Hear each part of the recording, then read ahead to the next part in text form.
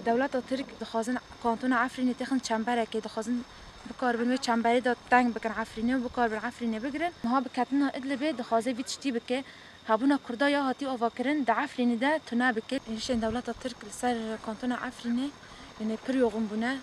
يعني بطيبات ملي مثلا أمبيجن إيشان خاين ملي سلاحي جراندا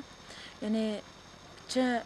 ملي أمبيجن جهة مدنيات دبي جهة أمبيجن كولي أمبيجن جند هنا يعني توباران دكان جهة عسكري جي وصياني ملي جبو بكار بن مثلا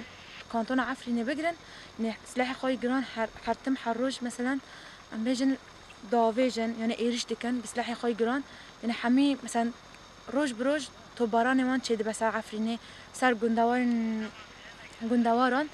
جب اوجش بر دخوازن مثلا ایریشن خواه هین بهتر مثلا کانتون عفرینه هم بیجن تخن چنبره که داش بنو که بکار بن دوی چنبره دا عفرینه بگرن مدنی دور دا ضرار دبینن یعنی هری بهتر جزاتن جبر کود چن ناف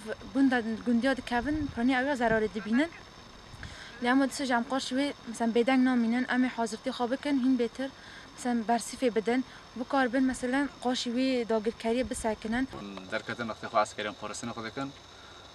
اما دجمنه هفنا او چاترین داعش و دجمنه ترک و دغازن ایرشی سر وقتی مد عسکری جی بکن و در دو گند عفرین جی توپا باران دکن حروج به هاون دبن و هاولد مجی زاتن برسیفه وان دادن اما تجاری جی ام موزی خو جی برنادن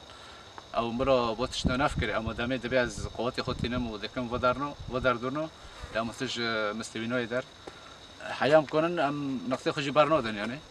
حتی کنن جمعی برسیبی وان بدن او سلاحی گرانجی بشغل امیجی برسیبی وان بدن تجاری جی ام برنادن